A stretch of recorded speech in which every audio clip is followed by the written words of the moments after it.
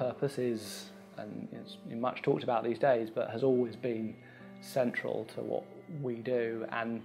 having the belief of yourself as the leader, but also everyone else who's joined the company, that what you're doing goes beyond hitting a set of annual targets or hitting a 3-year plan or beating your competitors. We know that as we grow, 10% of our profits are going to charity, and the way that we work with our suppliers, we are doing things in a way that supports all our stakeholders, and it's not just for our benefit. And there's a great belief in this company that that is an incredibly good thing, and if more and more companies thought about all their stakeholders and treated all of them fairly in the way that they did business with them, the world would be on a much surer footing than it is now. So, one of the things that particularly drives me is proving that you can do that at bigger and bigger scale. Because when we were a £30 million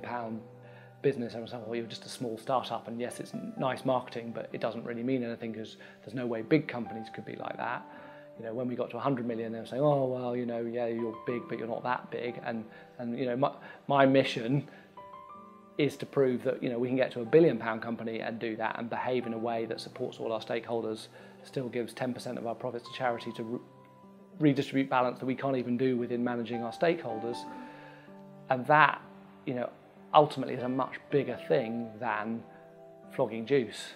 And if you've got a bunch of people in your company that believe in that mission,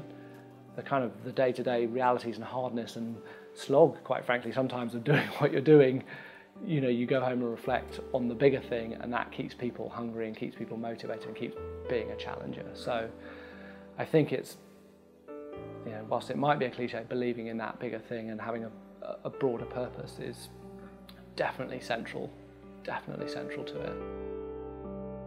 I am Douglas, and I am the Chief Squeezer at Innocent Drinks.